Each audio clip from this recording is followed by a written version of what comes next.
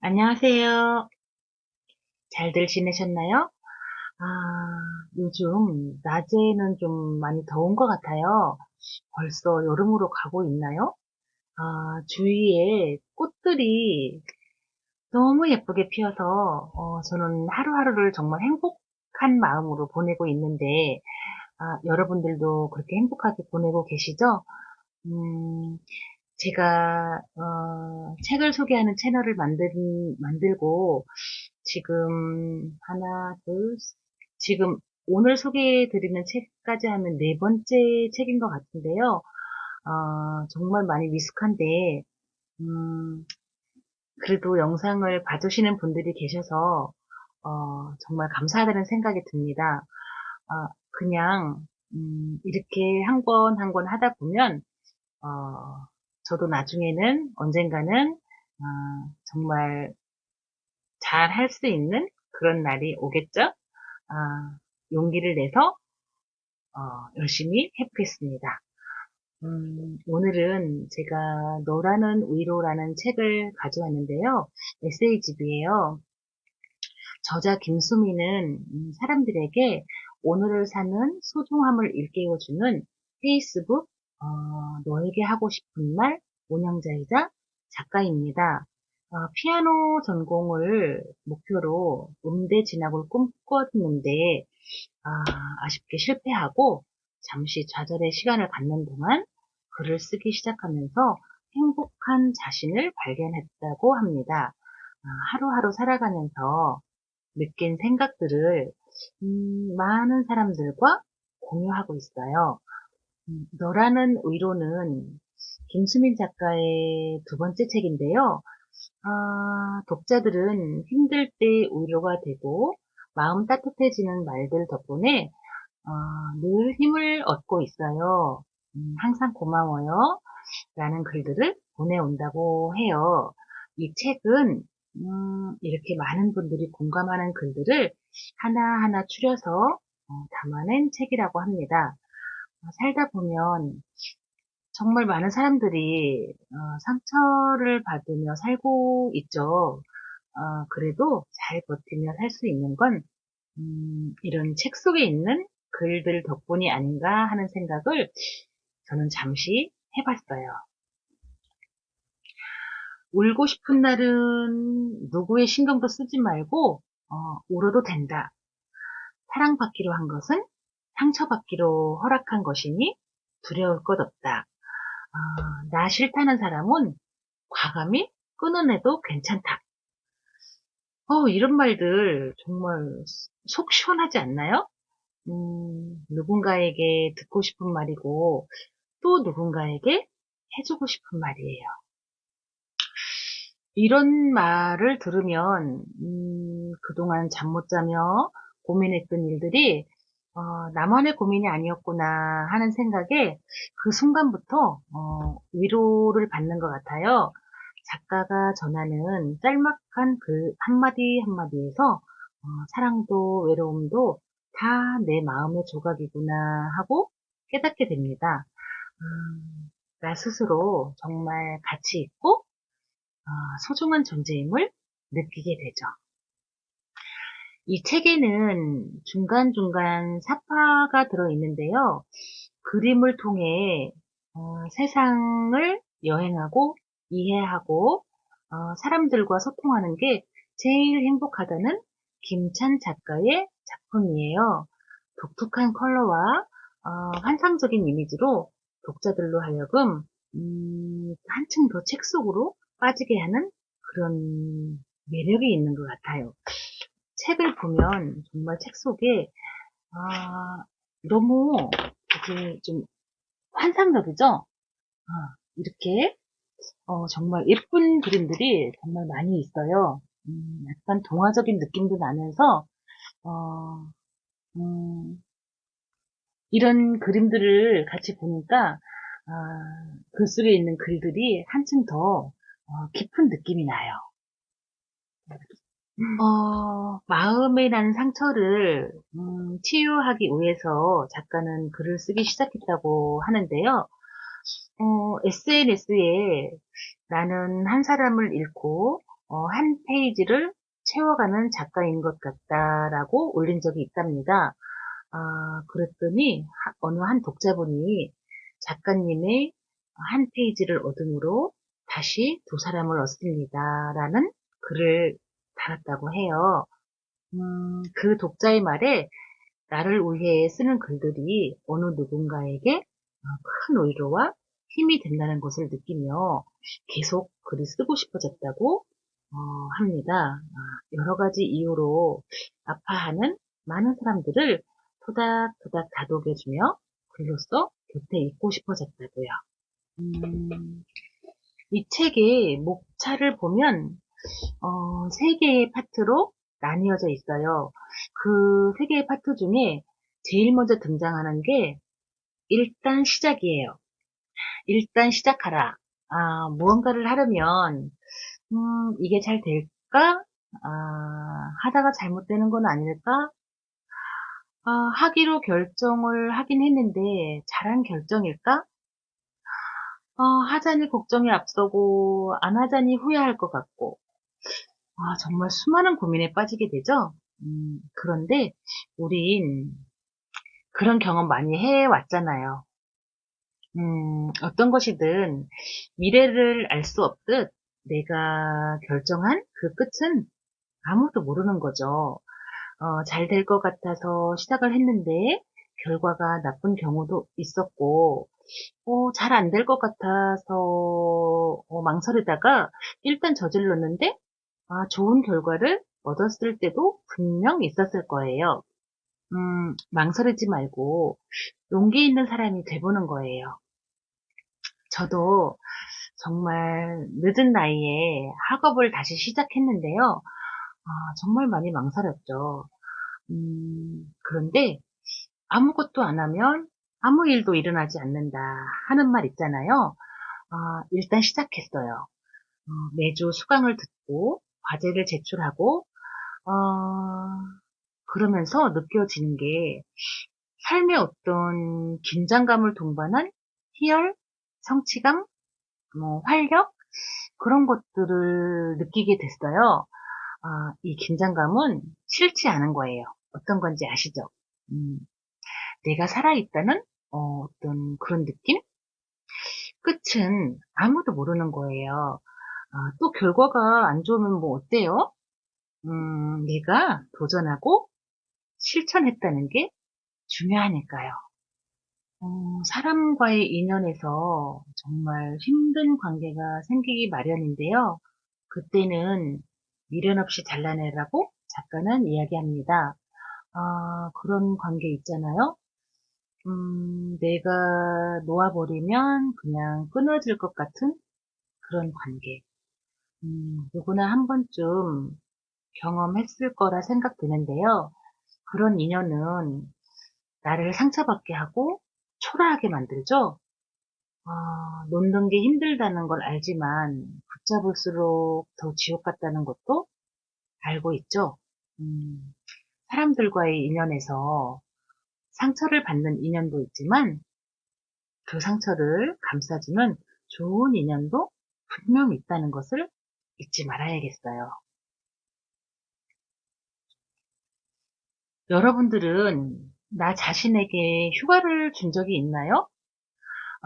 아무것도 안 하는 게 꼭 쉬는 것만은 아닐 거예요.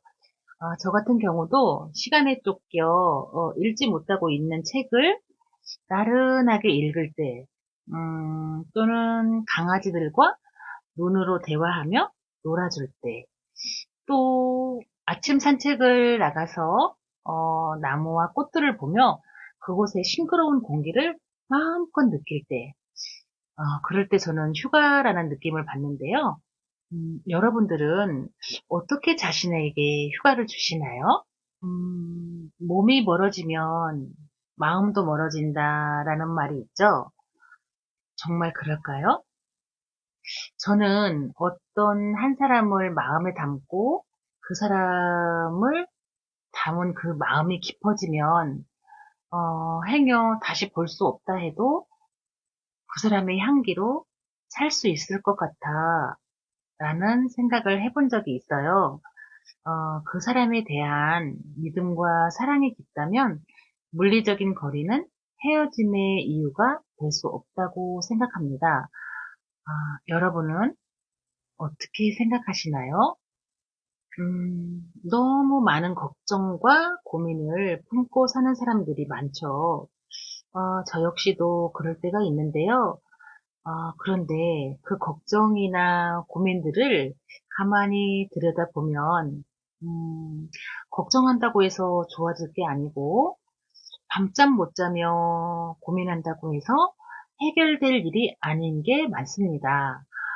그럴 때는 따뜻한 차 한 잔 마시거나 산책을 하거나 또는 명상을 하는 건 어떨까요?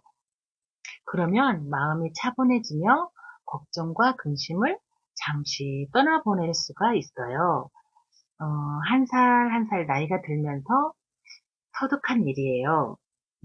내 의지대로 바꿀 수 없을 때는 놓을 줄도 알아야 합니다. 우리는 흘려보내는 법도 배워야 하겠습니다.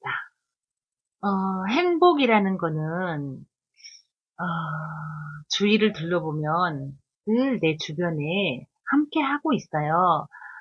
지난 영상에서도 전성환님의 행복해지는 연습을 해요라는 책을 소개해 드렸었죠. 미처 알지 못했던 내 주변의 행복을 찾으셨나요? 저는 생각해 보니까 어릴 적에 엄마 따라 목욕탕에 가서 뜨거운 물에 목욕하고 나와서 시원한 야쿠르트 마실 때, 또 뒷동산을 산책하는 강아지들이 킁킁거리며 자연의 냄새를 맡으며 즐거워할 때, 또는 집안일을 다 마친 후에 나만의 시간을 갖기 위해 내 책상에 앉았을 때, 아, 행복은 이미 우리 곁에 늘 함께하고 있는 것 같아요. 정말이요. 내가 하고 싶은 일만 하며 살면 얼마나 좋을까요?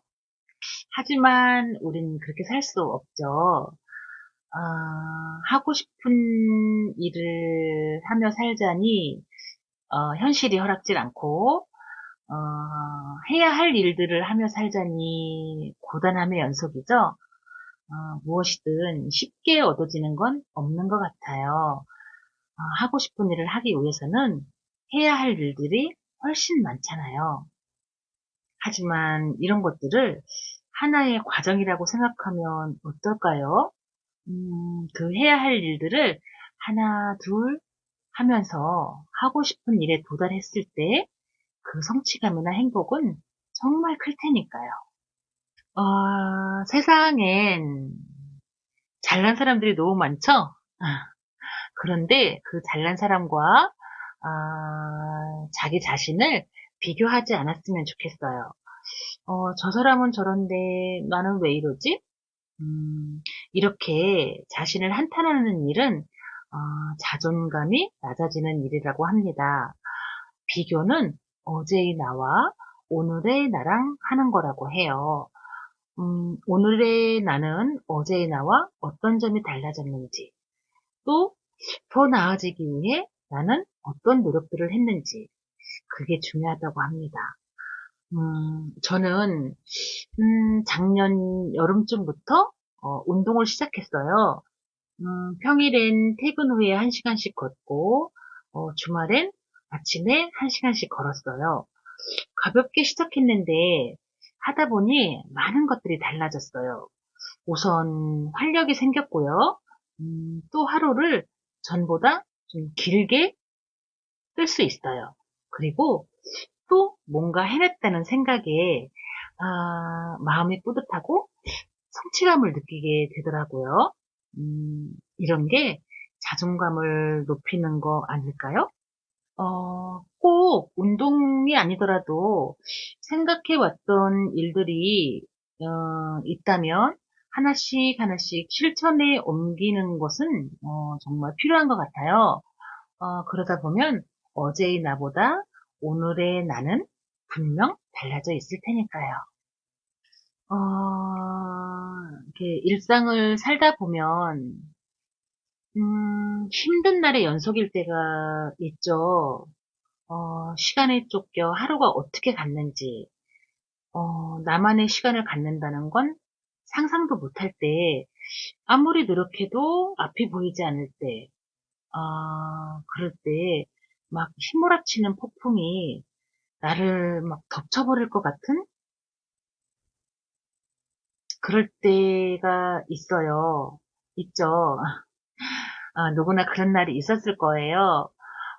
하지만, 삶이 아무리 고단해도 다 지나간다라는 그 말 있죠? 어쩌면 우리는 다 지나간다라는 말 때문에 살 수 있는 건지도 모르겠어요. 저도 힘든 시기에 이 말에서 굉장한 힘을 얻으며 버틸 수 있었거든요. 그렇게 견뎌온 고난과 시련은 나에게 값진 재산이 되었어요. 나를 더 강인하게 만들고 마음을 깊게 쓰는 그런 사람으로 만들어줬거든요. 여러분들은 하루의 마무리를 어떻게 하시나요? 저 같은 경우는 하루 일과를 마치면 잠자리에 들기 전에 따뜻한 차 한 잔과 함께 책상에 앉아서 기록을 합니다. 아침에 홍초, 보리, 버터가 밥을 맛있게 먹어서 흐뭇했던 마음, 또 회사 근처에 있는 강아지에게 간식을 주면서 흐뭇했던 마음, 또는 일이 많아서 쉴 틈 없이 일한 나에게 수고했다고 다독이는 마음, 음, 또 사람과의 관계에서 혹시 서운했던 일이나 기분이 상했던 일이 있었을 때는 털어버리자 하고 생각하는 마음, 또 있어요. 출퇴근길에 항상 만나는 나무에게 항상 그 자리에서 나에게 행복을 줘서 고마운 마음. 그냥 뭐 이런 것들을 적거나 생각을 합니다. 이런 것들이 뭐 별거냐 할 수도 있겠지만 제 기준에서는 소소한 행복이에요. 여러분들도 이렇게 그날 있었던 일들을 정리하는 시간을 가져보세요. 한층 삶이 더 행복해질 테니까요. 너라는 위로를 읽고 작가님의 글과 제가 경험했던 소소한 일상을 함께 이야기하였습니다. 김수민 작가님의 글이 따뜻하고 다정해서 저 또한 큰 위로가 되었어요. 책을 소개하는 채널을 운영하면서 그동안 등한시했던 책들을 읽게 되었는데요. 책에서 정말 많은 것들을 배우는 것 같아요. 여러분들도 이 책을 통해 많은 위로와 큰 힘을 받으셨으면 좋겠습니다. 제 영상 봐주셔서 감사합니다. 저는 강아지를 3마리를 같이 키우고 있는데요. 자꾸 저한테 올라와서 요, 요 아이는 버터라는 아이고요. 1살이에요. 제 영상 봐주셔서 감사합니다. 다음 영상에서 뵐게요. 좀 더 노력하고 열심히 해서 좋은 영상 만들어 오겠습니다. 감사합니다.